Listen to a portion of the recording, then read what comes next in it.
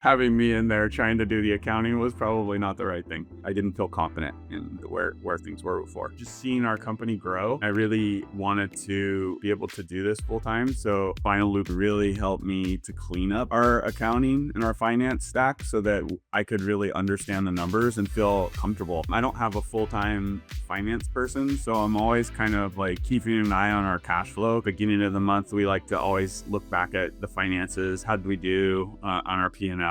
Finaloop definitely helps us to be able to stay on top of that and keep an eye on things. Hi, this is Rayla from Finaloop. Join me as I sit down with real brands to hear how they got real-time visibility into the health of their business. These are honest conversations about what works, what doesn't, and why Finaloop became part of their journey. Just to start off, maybe start off with some background about your company, how it got started.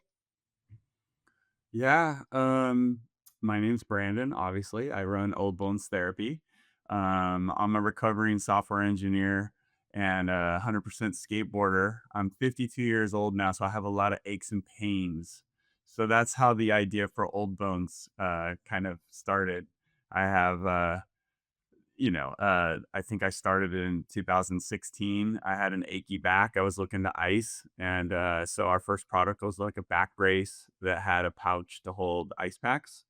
Um, from there, we just kind of have expanded and really kind of gotten into different types of products like compression, knee braces, ankle braces, compression socks, footwear, orthotic insoles. Ice and heat therapy, that type of thing. So pretty much anything you can think of that helps with the aches and pains that I typically have. I just kind of will create products around and hope that other people will appreciate those products as well. So, um, I love that, and I love it when brands start from like the founder's own pain because we see that a lot. That people have their own pain and they're like, okay, this has to be fixed. yeah, yeah, it that's exactly really how it started out. Like I said, I've worked my whole life in software and I've always been a fan of skateboarding and just all those aches and pains kind of led me towards a path to entrepreneurship and trying to create my own physical products to solve my own pain points. And I don't know, fast forward to a couple of years ago where I grew the side hustle Old Bones into a full-time gig and been kind of going gangbusters ever since. So Living the DTC dream, right? yeah, exactly. Exactly. Great. So I'd love to speak a little bit more about what your financial stack looked like before Final Loop. So I guess you've been with Final Loop for how long now? I would probably say a couple of years we've been with Final Loop. And man, my financial stack before was really bad and terrible. And I feel like I've gone through a few iterations of not having proper like books and accounting and proper financial statements, but you know, I can't remember how I found out about Final Loop, but we actually found I think our fractional CFO as well through Final Loop. So you guys kind of like helped us kind of find the right person to help us like manage our e-commerce business. But before I swear I think we were using like QuickBooks or something, and I just didn't really quite understand the whole chart of accounts and how to like properly do things. And I'm 100% sure we weren't doing things correct before. So um yeah, And you used a bookkeeper or you were doing that yourself? a little bit of both, which probably lends to the fact that we probably weren't doing things correct. Having me in there trying to do the accounting was probably not the right thing. What was like the point when you said, okay, like this has got to stop. We need something else. What was the deal breaker for you? You know, for me, it was just seeing our company grow, and I really wanted to move out of my full time day job and be able to do this full time. So, for me, it kind of came down to hiring the right finance type person to really help me to clean up our accounting and our finance stack so that I could really understand the numbers and feel comfortable enough to, leave a job in tech and move into the whole entrepreneurship, e-commerce type thing and feel comfortable doing it. So I Okay, think, fantastic. yeah. And would you say, like, with your old setup, just in terms of like I guess the day-to-day operations, what did you find that there were specific pains that, the lack of numbers or or as you said, some numbers you thought maybe were inaccurate, that it kind of had some limitations on the operational side, or you didn't really use your financials on the operational side at all? You know, we probably didn't use the financials as much as we should have back in the day. I mean, it was just I think it was a part of scaling and getting to the point where, you're running a business out of your garage at your house to like, next thing you know, you're renting a warehouse and you've got all this inventory coming in and out to run your e-commerce business. And I think it's just a part of growing and learning. And I definitely feel like things were not good before, and I'm feeling a lot more confident now that we have, final loop in place. I have a fractional CFO that we work with, like our numbers. I feel like I can trust the numbers, whereas before I kind of I just, things were not easily understandable. Things were not. I just I didn't feel confident in where things were before. Okay, great. And I would say so now that we talked about the past a bit, let's switch a little bit to the current. I'd love to hear a little bit about what your financial process looks like on a daily basis, weekly basis, monthly basis, depending on however often you are involved on the financial side. What that process looks like in terms of what you're reviewing, how it's impacting your operations, anything related to that. Yeah, so, as the owner of the brand, that I work with a fractional CFO, so, I don't have a full-time finance person, so I'm always kind of like, keeping an eye on our cash flow because cash flow is super important for an e-commerce brand. We have a lot of inventory where, our cash gets tied up, um, basically paying suppliers for goods that might be sitting on a boat from overseas for like a month. Cash flow is kind of a huge thing that I'm always kind of looking at on a week to week basis. So I have like a weekly call with our CFO, and we kind of go over numbers, see where we're at, make sure that all the upcoming bills, like we have large Google ad bills, meta bills, things like that for ad spend. And that's probably like a big one. And then like of course, beginning of the month we like to always look back at the finances. How did we do on our P&L? That type of thing.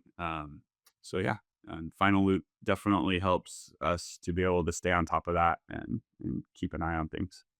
Oh, I'm so happy to hear. When you're doing that, like, month-end review and you're going through all those, what are you actually looking at in the financials? Are you looking at specific expense accounts at the like, what are you trying to pinpoint to understand the changes over time?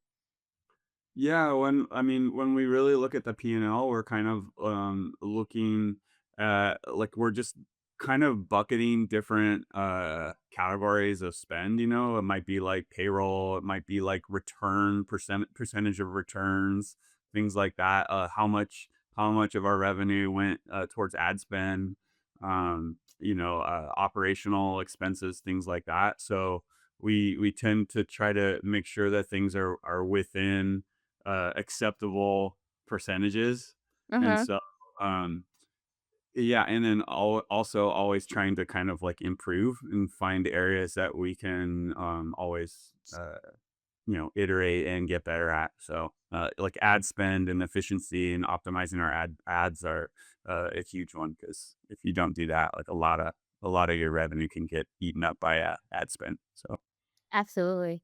One of my favorite features, and also one of the things that I talk a lot about was like on calls with different brands that I see people really like is the ability to you look at things on a percentage basis as a percentage of the net sales because it's yeah, such an easy way to spot those fluctuations. absolutely. Okay, fantastic. And I guess in terms of how your financial process has changed now, I know that you had mentioned that in the past you didn't really use your financials on the operational side. It was sort of there in order to have it, but it wasn't really it doesn't impacting your operational decisions. How does that come into effect now? Is that still the case? Are you using them to make decisions for your business? What's that like now? That's a good question. I mean, we're definitely keeping an eye on like which of our inventory like moves quicker than other pieces. Not necessarily. I know Final Loop has an inventory feature. I really we haven't connected it yet to our Shopify site. But I'm actually interested in learning a little bit more about it. We use some other software to kind of look at like ABC analysis, like which products are selling quicker. Like we're always trying to like forecast our inventory and make sure that we don't run out of stock on something, or that we're also not like sitting on too much stock of slow moving things. So I think that kind of functionality is something I'm kind of interested to look into. I think I have a call with you guys set up later this week to actually go over that inventory piece Oh, of okay, great. so yeah, yeah. Yeah, no, yeah, it's a feature that a lot of people are finding very helpful, especially I don't know if you ship a lot of your products from China, but considering all of the tariff news and everything like that, it's something that, having those fluctuating landed costs is a huge impact for a lot of brands. Yeah, and that's definitely like a pain point.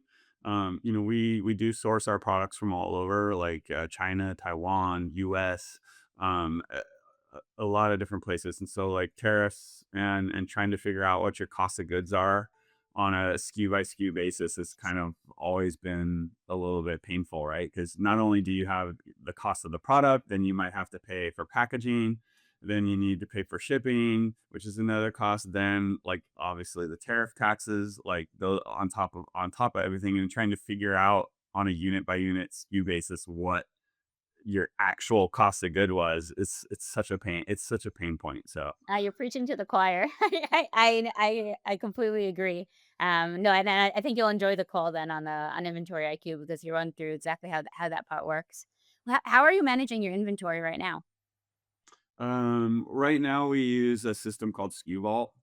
Uh, and one of the things that we do, we have a lot of like kits or bundles. Like we sell like let's take knee braces or compression knee sleeves. Like a lot of people may only want to buy one because they maybe have a right knee that's acting up. But then a lot of our customer demographic is extreme sports, so they're looking for a set to buy two. So like, but when we buy from our suppliers, they're all singles. So a single knee sleeve. So, but we sell them as a two pack as well. So like having that SKU vault inventory management system, it helps us to do the kitting, and it also keeps the inventory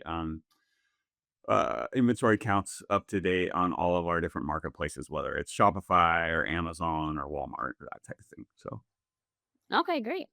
yeah. I want to understand, I guess, a little bit more about um, you mentioned that you have this weekly call with the CFO, and then you're looking through some of those key numbers, and then you're also looking at the cash flow. When you're actually looking at those numbers and you get the information, is there anything then that you might see and make a change or and say, okay, then I'm gonna pay this bill now or not? I want to understand that, I guess, on a very practical level, how these financials are coming into impacting in terms of how you deal with the process on a daily basis or weekly basis or monthly basis even, but just how you actually are going about that process. Yeah, let me think and see how if I can answer this. I mean, cash flow is like a huge one, right? So just being able to understand where we're at in our week to week within the month cycle. Um, I'm not sure how a lot of other e-commerce businesses run, but like ours, I feel like our bank account will be super flush, but then like the end of the month rolls around, and then we'll have this huge meta bill due. Then we'll have this like huge credit card bill that's due, and then got payroll at the same time, and it's like a trifecta of all of a sudden you're like, wow, we're looking really good. We've got all this like cash in the bank, and then you're kind of like, if you aren't on top of it and you don't no, you don't have your cash flow forecast, like, and you don't know what's coming, you could be in a situation where all of a sudden you're like, you don't have enough cash in the bank. And so, like, I mean, I feel like that's a super important one for us is just kind of staying on top of that and making sure that things are good. Um, E-commerce cash conversion cycle is another big one. So like how we pay for our purchase orders and invoices with our suppliers. Something we've done recently is we've been using services like Settle or Clearco to get payment terms, and it allows us to instead of having to pay all up front for something, we can get like a 4 month term with like weekly payments that we can uh, in turn use to leverage. Like maybe we can negotiate with our supplier, like, hey, we'll pay you all cash right now for something if you give us like a 2 or 3% discount on this voice. And then of course we end up paying a little bit of interest over that over time, but it kind of helps with that cash flow cycle.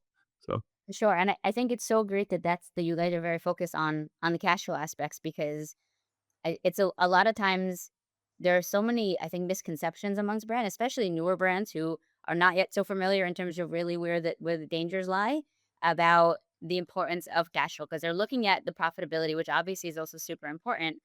But even if you're profitable, if you're not timing that cash perfectly, it's not you're not going to be able to get to the point where you can actually enjoy that profitability. And it's something that we see a lot. I think one of the points that I hear a lot from new brands is they'll say something like if I ask them, well, do you have any concept of, how your business is doing? And they'll be like, well, I check my bank account and I know like about what's coming in and what's going out. And I'm like, oh, okay. Trying not to judge, but but that's not enough. yeah, I mean, and then that's a super important thing. And I feel like as a brand too, we don't have like one specific like hero product. It's an interesting niche that I find myself in because we're trying to help with people's pain points, and I feel like there's always some other product. So like we started out with a back brace and then started selling the back brace, but then we expanded and we took we took all of our profits and we keep rolling it into expanding into other product areas. And so I d it does become kinda tricky, but you really have to, like, understand the balance sheet. I understand the profit and loss to see, like, it doesn't always look like we have a lot of cash, but at the end of the day or the end of 3, 4, 5 years, like, we went from 1 product to now we sell, like, 20 different products. So, like, we take the profits and kinda rolled it into, like, expanding our product line. So, um, yeah, it's interesting. It's probably very exciting to see the growth and how much it's changed since the beginning, since your initial idea of like, oh, well, I have this back pain. Let me Oh, sell it's the burgers. absolutely humbling and crazy and, yeah, it's fun. It's amazing. Well, I guess besides for the cash flow and some of the other features that we spoke about, is there any other, specific feature or tool within Final that you find that you're using a lot that you find to be very helpful? Oh, well, just categorizing, like, all the different spends, whether it's something on a credit card or something directly out of our bank account.